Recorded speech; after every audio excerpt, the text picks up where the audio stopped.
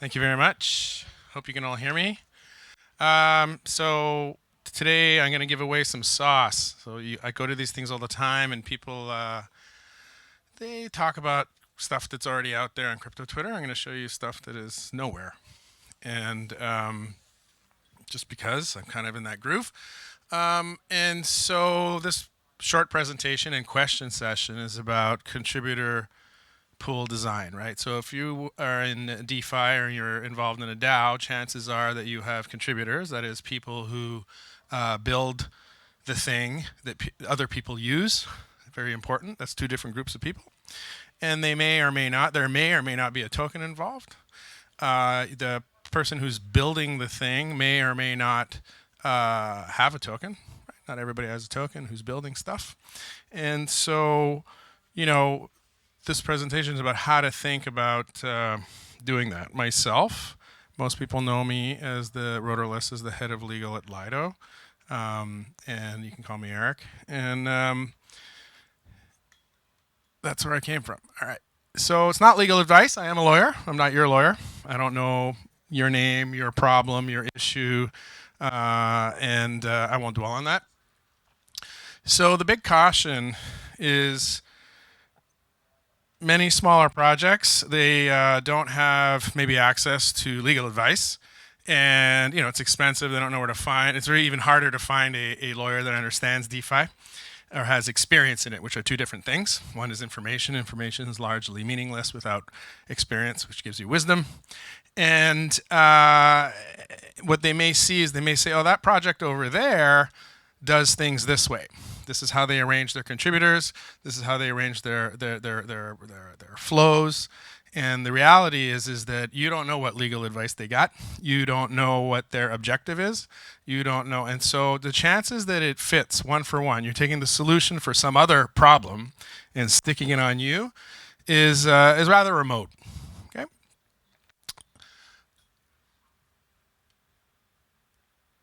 Okay. So if we think about the best analogies about contributor design is take something that everybody understands, like you go bungee jumping or you rent some jet skis, right? Forget about software development for a second. And you think about who can really screw you up, right? Who is that? In any organization, what's the number one risk? Anybody? Any organization, what's the number one risk? Number one, people, right? Ask any lawyer. 30% of all their time is taken up with people problems. People not doing their job right, people doing their job right but doing something they're not supposed to do extra, right? Um, people. Yeah, I can tell you that 30% of all litigation involves employees of some type, contractors in the world. Like that is the number one thing. So your first challenge, if you view this is a system of opposition, right? Of a system of opposition that is preventing you from accomplishing your task. The first challenge is group number one is the contributors themselves. Right? This is complicated a little further by the fact that you probably have decentralized execution on top of it. So the first thing is to recognize that. The second group is so here you have the contributors. So somebody built the jet ski in the first place. Somebody designed it. They wrote a paper. They did the engineering. There's nothing wrong. There's nothing dangerous with doing research and designing something. Then somebody else decided to build it. And then somebody decided to commercialize it. And then the person who decided to commercialize it, who may or may not be the same person that designed it, took it a step where all of a sudden you can get in a lot of trouble. Like, for example, if it doesn't work right.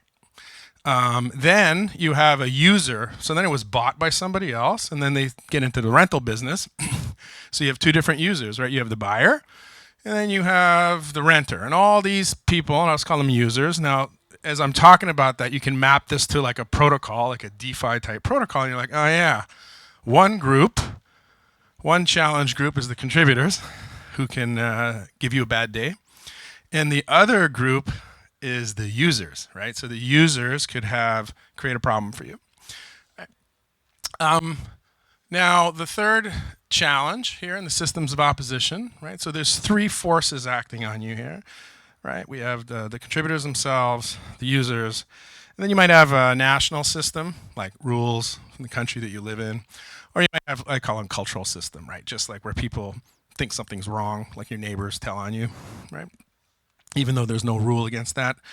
And so you have to be aware of that pressure. And the last one, which is often looked over, is provisioning, right? So people in a decentralized system, a decentralized execution, they're going to live all over the world. Right? There's a mobility part to that. Maybe they never move, but they still have to be provisioned somehow, right? So they need to get that YubiKey, or like, if you have some type of security set up, right, you have to be able to do this logistical support somehow.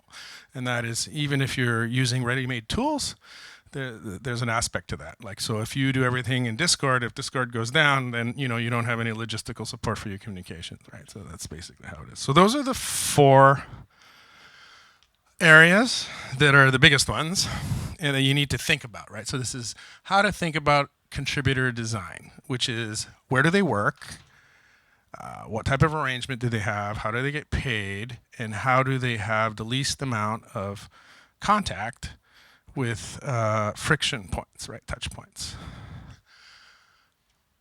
So here, this next slide is about devolution. So I'm going to talk about devolution for a second. Devolution is not a new concept, right? The whole American Revolution is based on devolution, right? First you had a king or a despot or a feudal system, and then eventually you end up with some type of constitutional or parliamentary democracy where you have the separation of powers, right? So you have a judicial branch, an executive branch, right? So it's not a foreign concept. They call it devolution when it starts concentrated and it gets distributed, as opposed to when it just starts distributed.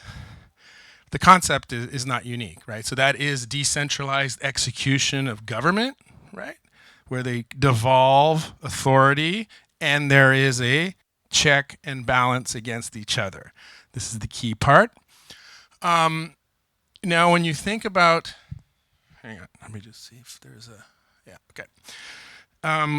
So when we think about decentralized execution, which is what most DAOs will be, people live all over the world, right? People live all over in different places. They may be citizens of one country. They may be nomads living in another country, overstaying their visa, waiting to get picked off for not wearing a helmet, riding their moped, and then being asked to leave and having nowhere to go. It turns out they're actually tax resident where they used to live. And as you can tell, I have lots of experience with this. And decentralized execution is also not something new. So decentralized execution was sort of first noticed with the advent of air power and air forces in the world, when you think about it. And it's been around now for 7 or 80 years. It's adopted into business in global businesses. So a very easy way to think about that is if you have an air force, you have 100 planes. Well, some of them are taking pictures. Some of them are delivering paper towel. Some of them are listening. Some of them are picking people up. Some of them are making war, but they're not all doing the same thing, and they're not all calling home asking what should they do, right? They have a very clear idea of what their goal is. Get photograph of resolution X of building Y, and then the authority, the way you execute that is all with the pilot, right? Because of technical competence and clarity of the message. Perhaps not surprisingly, if you use the example of a global bank, it's the exact same thing. So if you work at a global bank world headquarters, it has 500 subsidiaries in 23 countries and 88,000 people. Guess what? All 500 subsidiaries do not call home every day. You'd never get any work done, right? It's a decentralized execution. The only relationship they have with those people, like who are spread all over the place, is that they own a stream of the profits. That's about it. And they set the high level objective. The high level objective is we want to be, loved by everybody or something. Okay. And when you think about those two examples, you can think about how blockchain works, and it basically works exactly the same way. So I'm going to use a simple one. I know there's many, but you have technical execution of decentralized, right? of devolution, right? So you have clarity of the message. The next block to be built will be block XYZ. Every single actor understands what the task and goal is, clarity of the message, and every single actor has technical competence to fly their own plane, right, to get that block built. So what you have is you have a programmatic way of objective truths, right, of decentralized execution. And what you end up with is you end up with these sort of silos. I call it containers, right? Right? It's very helpful. You will group the technical competence into silos. And one of the questions about decentralized execution is, well, when do I not need a manager? Right? At what point do I not need a manager?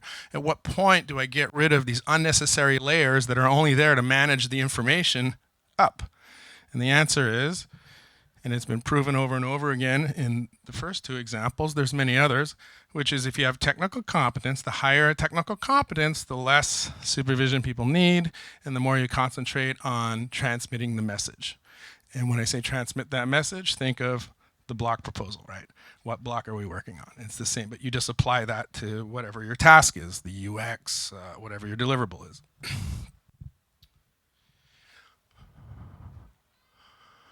Okay. So most people can agree that the world is a systems of systems, right? There's, I don't know, 190 something countries. Each country has its own system. It may not be interoperable, right? So that would be a political system, a non-interoperable political system. Then you have financial systems. There are many. There's not one, right? There's Swift, ACH. There's different one, and there's all sorts of different kind of systems. There's different types of networking. There's different type of communication systems. So it's a system of systems. And when you have a DAO, what we're trying to do is you have a network group of actors. The contributor pool is what I call them, right? So they're networked, though, right? They have some way of communicating. They're all over the place. And you have this system of systems, and layered right on top of that, you're trying to introduce this network group. And where each actor is, they're going to transect the existing system. So, i.e., you live in Serbia, right? You are transecting the Serbian system, the touch point, because you're working in this, I won't call it a network state, but a network group, right? That's transnational, and you are here. And this is your home, and every day you eat here, and you have contact with this system. This system is very different than the system, in another country not so far away. And so that is some of the considerations when you do systems framing, because you have to figure out what part is relevant, right? So you can't account for every system on Earth. It would be crazy, right? You can't account for every rule. You have to pick the things that matter, frame your system, and then work your way. I have a slide that explains this. It's the sauce. And then you end up with what I call your operational frame. And then that will produce on an individual basis, how to design your contributor sort of flow and structure. And my favorite expression here is isolation is a counterweight to the amount of force others can exert upon you without your consent. It's all in there, right? Isolation, if you isolate yourself away from a strong opponent or opposition, they can't do anything unless you voluntarily consent to it. Well, I'm surprised everybody's not asleep yet. Everybody's smiling and nodding their heads. Do I make sense? I love it. Here you go. There's the sauce. See, it says sauce right there. So we have a system of systems. You need to frame the systems, right? You have to set the conceptual boundaries, right, to make the inquiry in the first place. A lot of people start right here. Right? That's when you say, I already saw a solution. It existed. This really big protocol that's really famous uses this system. They may not even do the same thing as you, right? This is situating the estimate, or defining a solution to a problem that you have not defined, right? So this problem definition. So you set the conceptual boundaries, like what's relevant. The rules in North Korea are irrelevant. The rules about North Korea are relevant, but the rules in North Korea are irrelevant. So you need to set your conceptual boundaries, and where are the intersections of activity, right? Then you consider the systems of opposition. So a group, it says groups, challenge one, right? Contributors, users, any national laws attached to them, and so on. And then you need to define a unique frame, which is your narrative, right? So you construct your narrative. I want to have a series of containers that isolate risk. And now I'll begin to frame it a little bit. So if you have computer science researchers who are just researching, is that risky? No. Just people thinking, not against a lot of think. Then you have people who build code. Is that risky? I'm going to generally say no, right? So it's harmless. I'll use the word harmless, okay? So researching is a harmless activity. Building something is a harmless activity. What about deploying something commercially that all of a sudden becomes a higher risk activity? And then what about operating a widget that allows a user to transact with the thing that you deployed, and that you're getting money from that? That's probably like a much higher risk, right? So you map the relationships, right? What is the relationship between your contributors, right? What is the flow between them? I wanted to keep the briefing short. I found a really good diagram of the mapping the relationships for systems framing for a municipal water in some town, and it's like so busy, like you can't even read it. And but you need to understand the relationships, and then you need to map the risk. And between all that, you can come up with systems that sound reasonable in the end. So here you end up with a bunch of containers, and as you can see where I'm going with that. So let's say you had research. Let's say you had running a bulletin board, like, hey, here's my proposal. What do you guys think? People are talking. That's probably not very risky either, unless you have somebody saying you should really buy the token because it goes up, right? And that's what I talk about. Challenge group number one, right? Your own people might say silly things that don't help you. And you end up with these compartmentalized containers, right? In some way or fashion. And the example that everybody understands is like this, I'll call the front end widget, for example, right? It's a high risk. And then when you look at the intersection of activities, right? You look at the activities of the user, the activity of the contributor, and the activity of, say, the national system, which might be a rulemaking, like law compliance. And you'll find that, I don't know, in like 50% of every country, in a high number of them, they'll say, operating that widget looks like something special. And so you should have, you might have to comply with some special rules, like some burdens.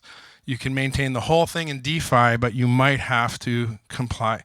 So you wouldn't want to put everybody, the researcher who does harmless things, the coders who do harmless things, the people who turn the key and deploy it. It's a little more risky, but you don't want to put those people in the same bucket as where the high risk is, which would be if you're running infrastructure, for example. So you're running Web 2 infrastructure to support your interface, like you have oracles, right? You have oracles running, and it's updating your website, and it says the price is this. You can turn it in at any moment for $1, but that oracle is being run by some Web 2 server somewhere, and that's having some input into the decision making of the user. So we're starting to dive down into some little details, but these are examples of different things that you would think about putting in different containers, because you would want to have the least amount of people, in some cases nobody, in a container, or you would. I'm a big fan of outsourcing or privatizing, right? So if you had a super risky activity, you just find like a vendor who's willing to do that and keep you. It's another way, right? So you don't have to run all of these things. The last thing I'll just talk about is, how I have these silos here, is that they really should be independent. This is the technical competence part, right? If the pilot of this plane, the pilot of that plane, and the pilot, all four pilots are fully competent and they simply understand what the goal, the deliverable, or the task is, they really don't need a supervisor. Just think about how much interference that would be in the cockpit while you're trying to think about how burdensome and impossible it would be to fly your little trip for 2 hours if somebody was constantly interfering who's not a pilot in your work. And so there should be a high push for technical competence when you're looking at a decentralized system.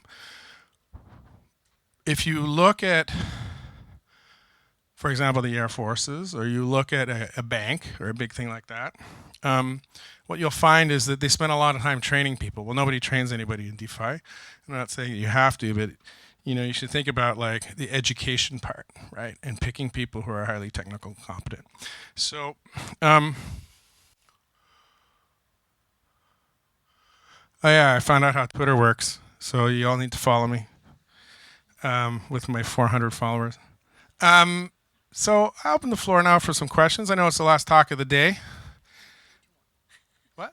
Oh, there are two more. Okay, thank God. All right. Anybody want to ask me some questions while I'm here? Flew in just for you. Yeah, of course.